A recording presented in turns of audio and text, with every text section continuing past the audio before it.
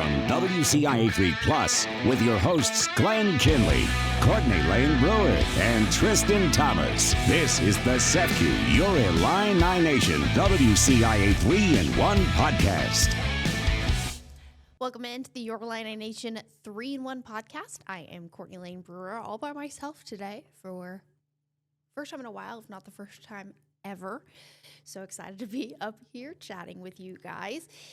As I'm coming to you, Tristan and I like to give these timestamps up top because not as much over the summer, but there does tend to be quite a bit of breaking news. It's Tuesday night, Tuesday, June 2nd, and currently upstairs at our building on Neal Street waiting for Glenn and Tristan to return home from Illini Night at Wrigley Field. Always a very exciting night. Coming up in just a little bit, we're going to hear from Matt Bailey, Joe Barna, and head coach Bret Bielema about the festivities. They talked one-on-one with Tristan and Glenn in what was a very exciting day, but we've got even more exciting news, which is somehow crazy to believe in the dead of summer, which is Andrej Stojakovic returning to the Illini next year. It came in just 5 hours before the deadline after waiting and waiting and waiting, but waiting aside, he is back. Andrej Stojakovic will return to the Illini next season, which means pretty much this entire team returning, plus Stefan Vox, plus Quentin Coleman. You're in a really good spot going forward. Now, I think a lot of people were excited to see what Andrej's decision would be, especially with his literal NBA pedigree with his father and where he's come from. So I think I wasn't surprised at all to see him do the whole try the waters thing. I've seen a lot of guys do that in the past, and I think it was good for him to have that experience, put himself out in front of scouts, and I think there's a lot of weight that comes with his last name and something that was very exciting for him to prove, and I hope that he thinks he did that, and I'm excited to see him back for another year, of course. So if you're just tuning in, if you've been in a coma since April, Andrej Stojakovic back, both of Isic twins back, David Mirkovic back, Jason Jackson, Jake Davis back. This team just continuing to show out. It's going to be another really exciting season in Champaign. We also have some exciting Champaign news on the softball diamond. Illinois has hired the next leader of the program. This was after Illinois parted ways with Tyler Perry a month or so ago. It has now come out that Jenna Hall will be joining the program. She was an Illinois player who graduated back in 2006, and during her senior season, she led the country in walks, was second in the country in at-bats, and was a finalist for several national awards given how well she played here. 13 years after graduating, she's the very first softball player to be inducted into the Illini Hall of Fame. And 20 years after graduating, she's coming home to take over this program. She's been at Ohio for the last 4 years. She's a two-time MAC Coach of the Year with several 30-plus win seasons. She got her start here right out of school, has hopped around, and is now coming home. So I think it's really exciting. I am always a proponent of coaches coming back to their alma maters. And to see what she's done in the MAC is really unique. The MAC, a conference like the Big Ten, that is a cold weather conference where you're having to deal with the elements for a good chunk of the year. And so she has that experience. She knows the culture here. I'm sure she's, at minimum, been following the team since she left the program. So I'm very excited to see her come home and see what she can contribute to this team. With all of that, we're almost, and I mean, knock on wood, we're kind of really hitting that summer lull, but luckily we have things like Illini Night to hold us over. Unfortunately, it wasn't a win for the Cubs in front of Bret Bielema, Joe Barna, and Matt Bailey, but before the game, before Joe Barna threw the first pitch, and Matt Bailey and Bret Bielema saying, "Take me out to the ball game," we did get to catch up with them. So coming up after this, we're going to hear from all three of them as they spoke to Glenn and Tristan in Chicago. And then after that, we're going to chat a little bit about these past 2 weekends, state track tournaments in Charleston. We'll be right back. All right, Matt, here in Chicago. We've been looking forward to today. I guess what's it been like so far? Yeah, I'm super excited. I mean, getting the opportunity to sing with Coach B is super awesome. But this is my first MLB game, so I'm super excited to see what the experience was like here at Wrigley. Did you grow up a baseball fan at all? No, not really. I was just straight football. but I'm kind of transitioning over into baseball. Like I've always watched it. I played it for a couple years, but not necessarily a fan. But I'm excited for the experience. What position were you in baseball? I was middle or center field. Yeah. If you had taken baseball as the path, do you think you could have had a career there? Ooh, I feel like it's a lot harder to be better at baseball than it is football, and so I don't know if I would have made it. And I mean, singing 7th inning stretch, 1 to 10, how confident are you in your singing ability and ability to do a good job out there? Yeah, I think being next to Coach B, it's a little intimidating. Everybody's been telling me he's got a great voice, but I'm at like 7 out of 10 confidence. 7 jersey number, right? I mean, good point. I mean, for you and this team, what's the spring been like, and obviously the new defense and all that? Like, how you feeling about the team and the defense at this point? Yeah, I'm super excited. The transition from all of the new players, all the new coaches, it's been awesome to meet a lot of new people, see all of their experiences and perspectives and their different paths in life and what they've experienced. And so being able to all bring that into our building has been really cool to translate that into how we're able to play. What does the summer look like for you to get this defense, get yourself, this unit ready to hit the ground running in the fall? What does it take for me? Yeah. I think it takes a lot of consistency. I think that's my motto for this year, this off season.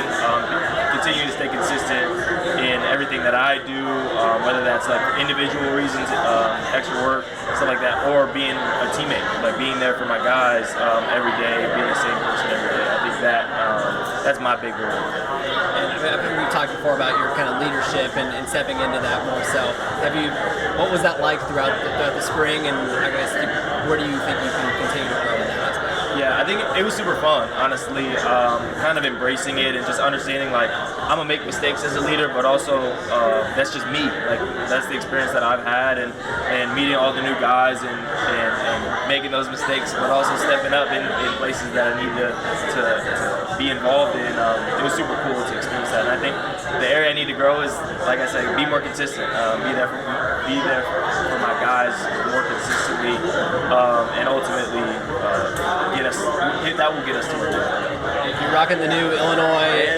Chicago logo. How do you feel about it? What are the thoughts there? Yeah, it's pretty sick. So it dropped today. Actually, they gave us the polo. It's pretty sweet. I didn't see the design at first. I didn't see the ILL in it, and then I seen it, and I was like, oh yeah, got it. And the emphasis of that, just kind of embracing Chicago and in-state guys and trying to keep that in. How important is that to continued growth and progression of prioritizing those in-state guys? Yeah, I mean, that's the basis. That's the foundation of everything we need. And if we can't take care of the guys in Illinois, then there's no point in going elsewhere. And so I think that's the biggest point. That's the emphasis of this logo and this movement, I guess. You're here with Joe. He's going to throw out the first pitch. How do you think he's going to do? I think he's going to do good. He's been a little nervous.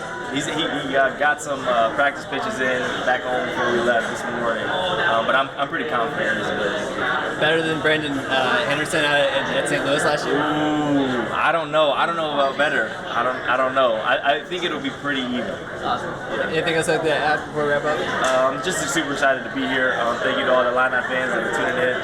That's about it. All right, Joe, I heard that you were throwing out a first pitch tonight. That's right. How's the fastball looking? You know, I got a few practice throws in this morning, not too much before that, but Keep the arm fresh. got to keep it fresh. I got about 5 in this morning at 7 a.m. after a lift, and I'm just super hyped to do that. Tell me, some guys have different approaches. Some guys are like, I just want to get it over the plate. Some guys are like, I want to really let it rip. What's your approach going to be?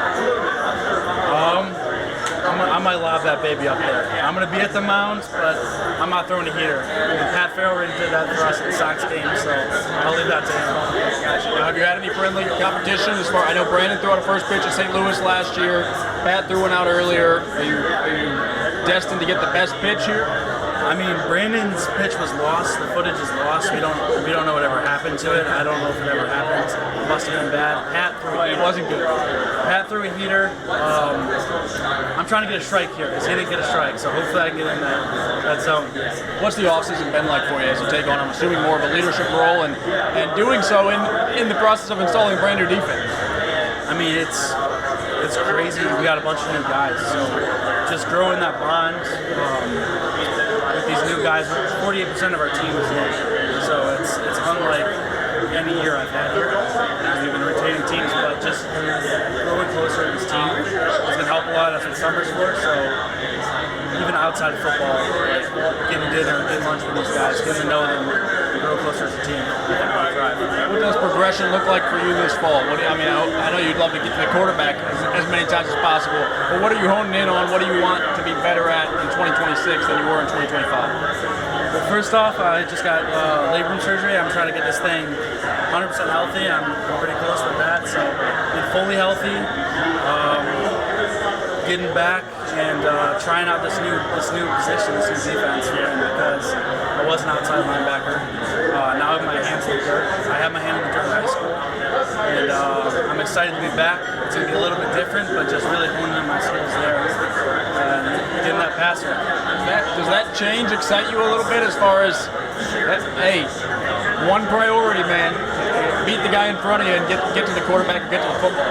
I'm super excited to have this new staff here and just have a different way of how we do things. It's going to be aggressive and we're going to go fast. And that really excites me. I feel like there's a lot more plays to be made and a lot more times I'll be in the backfield.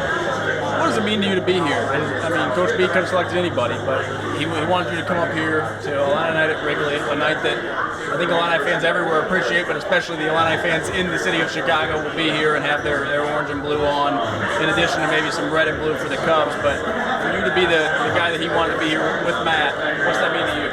It means everything, man. I grew up a Cubs fan. I grew up from around here. And it's a surreal experience. It's super exciting. I mean, I got my family here, my mom and dad are somewhere over here. I got friends coming, and it's going to be a great time. Did you ever envision when you committed to Illinois that you'd be throwing out the first pitch at a Cubs game? No, sir, never. What about the merch that you're wearing? The new Illini Chicago hybrid merchandise that just dropped this morning. These are dope right here. I just saw it this morning. They after our lift this morning, they pulled up the truck and they pulled these out for us. I got this and another shirt. I think it's super sick. What do you think? You like it? I think it looks good, man. Yeah. I'm gonna have to try and get my hands on one of them. Yeah. As you get ready for the 2026 season, is there a guy or two? I know we got a lot of new faces, even in your position group. Is there a guy that maybe people don't know, aren't talking about, that fans are gonna get familiar with once the season starts? I think we got a whole bunch of new guys. I think we got a lot of time too, and I think those guys had a great spring learning this defense. So I think we got a lot of time to find out who those guys are. What did you learn from a guy like Gabe, who's now going to get his opportunity at the next level, but obviously set the bar pretty high for guys like yourself at the U of I? I think I learned almost everything from Gabe. I mean, his mentality, how he goes about things. I mean, that's what I try to emulate for these new guys coming in, because he was such an important thing that I had when I got here, a mentor like that I can see work and go through these things and never take a day off. I feel like you've kind of become a fan favorite at Illinois. I don't know if you've noticed that at all. Have you felt that at all? I mean, obviously, like a guy like Gabe, when you lead the Big Ten in sacks, he's going to be a fan favorite. I feel like even in your first and second year, like when Joe Barna makes a play, people are fired up about it. I mean, that's awesome to hear. I mean, our fan base is incredible. Selling out stadiums and storming the field. I mean, it's always a great time in Champaign, but I stay off X on Twitter, man. All right, appreciate your time, man. Good luck on the pitch. I got Joe Barna and Matt Bailey with me. Barna's going to do the first pitch. Him and Pat Farrell have a little challenge going on from his Sox game last week to see the performance tonight, which should be riveting. And then Matt Bailey goes, "Hey, how low are you going to sing?" I said, "Matt, it's just a song. Don't overthink it." So excited to be with those guys. Obviously, always good to get here with the Chicago group. It's been pretty fun for me. I've been up here the last couple weeks, couple times, and just the exposure of Illinois and people coming up to me in the hotel, walking the streets is just another great indicator of how much growth we've had over the last 4 or 5 years, not just football, but as a university. So super excited for that. And with that, I'll open it up. Brett, through the years now, how has your connection grown with the city of Chicago for you and the program? Yeah, I've always been a huge fan. My wife and I's first date was in Chicago. So I've always kind of had a connection to the city and enjoyed coming here. I'm from Illinois, so it's always been a special thing. But I think, when I took over the program, in my opening press conference, I talked about building the program from within. And I think, I really, there's a million different reasons why we've had success, but I think our Illinois players, both in the Chicagoland area and downstate, have been a huge part of that success, and I'm glad that it's continued to go that way. What is this? Where was our date? We were at the Peninsula Hotel, separate rooms, of course, and then I think the first dinner was 9 Steakhouse. It's no longer in business now, but that was our first date.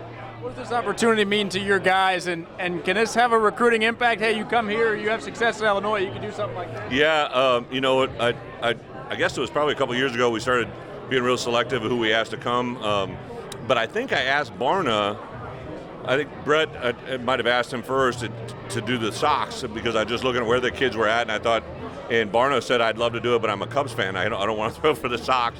And then we asked Pat Farrell, and Pat Farrell's a diehard Sox fan, so it was actually pretty cool how that played out. And then actually Matt Bailey, I called him and I said, hey, I'm going to bring him to Chicago Media Days, to Big Ten Media Days. So I called him about that and I said, hey, I got another favor. Last year Luke and I did a duet for the 7th inning stretch. Would you be interested? And I didn't know what he would say. Sorry about that. And he jumped at it right away. Said, yeah, let's do it. For me, I love winning games. Don't get me wrong. But it's these little cool moments, these little side moments away from the game that really, to see Joe Barna's mom and dad here, who I know during recruiting, we won them over to get him to play for us, and just to see the growth of those guys individually is really awesome. You got to hang out at Bears OTAs a little bit last Yeah. week. What was that like, and what were the conversations like with Ben Johnson? Yeah, so Ian Cunningham and I developed a relationship. Our agency is the same, and last year I was going to come up, just never made it up, and then this year we were thinking about the Seahawks, the Bills, or the Bears, and the Bears' schedule looked the best, and Ian hooked me up with Ben, and really that's kind of how it manifested. And then actually, I had the Sox game, so I wasn't at the first day of OTAs, but everybody there just took care. I took 6 coaches up there, 2 offense, 2 defense, 2 and a special teams coordinator, and I had never been to the Bears practice facility. I didn't realize how awesome just the layout. Like the NFL, people get misconstrued. Sometimes those NFL facilities aren't really great, just because it's different from college. But I really think the facilities they have, and then obviously the recognition organization of what Ben and he does on the field is pretty impressive. What was it like for Barry to be around Ben? What can you take away from it? Yeah, probably a good one from Barry to ask, but I know Barry had studied them quite a bit when we knew we were going, and actually Dan Rochard, the old line coach, Mike New, who's my passing game coordinator, those guys have worked together in New Orleans, and so I think there's a lot of connections there that they were able to help with. But I know Barry and Mike really enjoyed their time there, especially offensively. How do you see Joe? I know he didn't practice in the spring. How do you see him fitting what you guys are doing? He looks good. I don't know if you guys have seen him yet, but he's up about 280 pounds. Really, really like the way he just physically has developed. He couldn't go on the practice field. Little shoulder injury, which is also the throwing arm today, so I told him to back off the velocity, but super excited for him. He's a very athletic, since we got him, I've always said he's probably one of the best pure pass rushers we have. He's got the ability to long arm, use power, use bull, and then he also has some counter steps in him, so super excited for him to get in the mix this fall. You said that you're excited about Matt in this defense. Yeah. What can he be in Bobby's? Yeah, so he plays the Chief, so the Chief for this defense is kind of the, I wouldn't say featured, but maybe.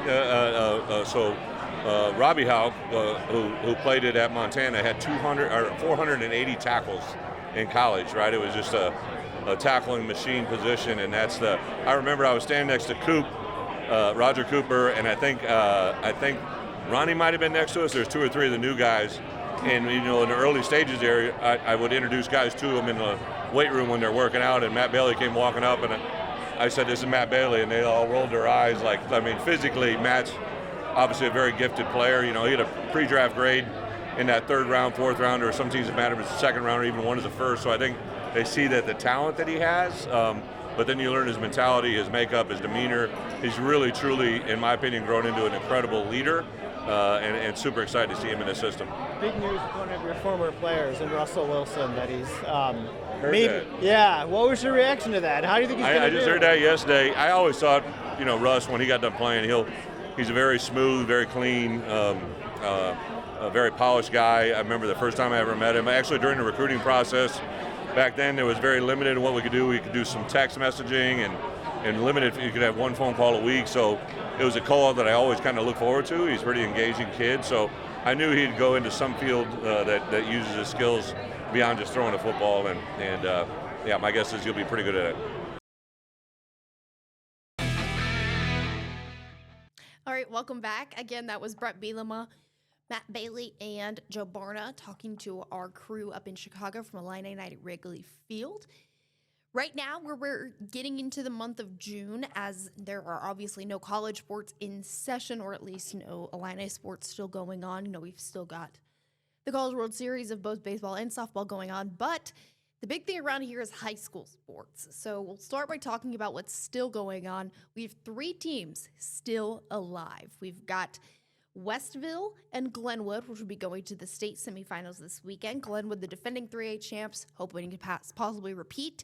Westville in 2A, they had an crazy come-from-behind win to make it to the 2A semifinals. And then on the soccer field, Pleasant Plains back at the state finals for the first time since their current seniors were freshmen. They finished 3rd that year. They moved down to Class 1A, and they've gone undefeated this season with a 25-0-2 record. They'll take on another undefeated team this weekend as they play in Naperville, playing for a title. And really exciting time for these. Selfishly, I'm excited to see all 3 of these girls' sports teams representing and showing out at the top of their sports, representing Central Illinois female athletes. I got to speak to the Pleasant Plains soccer team a couple of hours ago, and hopefully by now that story's on our website, WCIA.com, plus all of our coverage from the softball teams. The other thing you can see on WCIA.com is our coverage from the past 2 weekends of IHSA state track and field finals. We went ham with our track and field coverage from the girls' state finals weekend before this past weekend, and then the boys' state finals this previous weekend. We had a lot of athletes really stand out. So first on girls, we had in Class 1A, Effingham St. Anthony and Maroa Forsyth tied for first place. To make that even more exciting, Effingham St. Anthony only had 2 athletes responsible for that winning point total. Really impressive stuff there, and really cool to see 2 teams from Central Illinois tie from the top. Obviously, plenty of individual athletes, but that's just one thing worth noting. And then on the boys' side, let's talk about Demario Jackson for the Danville Vikings. He wins 3 titles, brings those home, and he's only a junior. Now, if you've gone to the state track finals, you've heard a familiar voice year in and year out announcing the athletes. Someone who's heard that voice plenty in his time competing on the Big Blue Track and now covering the Big Blue Track was our Glenn Kenley, who spoke to the voice of the IHSA state track finals. All right. Good morning, one and all. For 35 years, Matt Piesinski has climbed the steep steps on the west side of O'Brien Stadium, clicked on the mic, and made this announcement. University, welcome to O'Brien Field for the first day of the 131st Boys State Final Track and Field Meet. Piesinski, a Chicagoland native, Came to Eastern 50 years ago and never left. with experience on the mic from Thornridge High School, he took over PA for the Panthers shortly after graduating in 1979. Remember, attitude is for everyone. Enjoy the spring spectacular. This role began as an extra favor for his alma mater. Matt, we need you, done deal.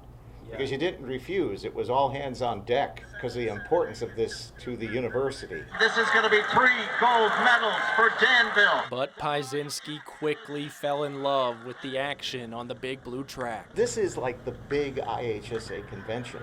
You don't have this gathering of schools, 2,000 kids. Could we please show them our appreciation by a round of applause? A great deal of preparation goes into this craft, which he takes a great deal of pride in. I look for the favorites. I look for what they're wearing. And that knowing sleeves, headbands, what is Nutria running in today? What is Shelbyville running? Is it the white? Is it the purple? I can make them from a quarter mile away. Lots of help is needed to make sure things go off without a hitch, with thousands in the crowd. Here's all part of the day here at O'Brien Field, staying alive during a long track meet. You got to get resources. Give me a ham sandwich, please. You need people with you. One person is spotting, the other person is calling. There's a second spotter maybe in a second room, validating what the first spotter is doing. 10-4. Each athlete, each community has a story. Connor Depew of Vandalia, an accomplished sprinter. It's narration, it's telling the story, it's bringing it back home to them. Give the crowd geographic notes of where is Lena Winslow? Where is Anna Jonesboro? Is it the county seat of such and such?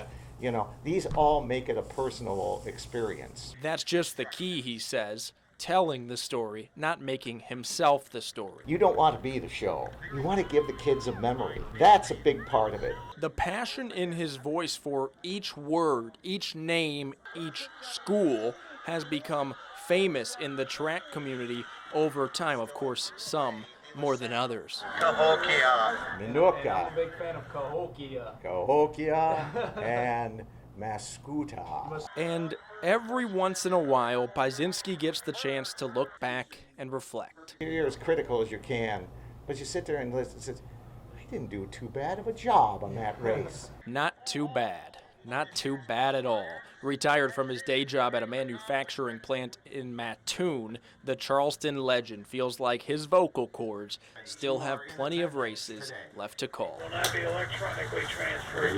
You can keep doing what you did as a young man. Let me catch my breath. And still doing it at almost 70 years old means there's no one can be stopped as long as they persevere. And they have to come back with the ice cream. That's extremely important.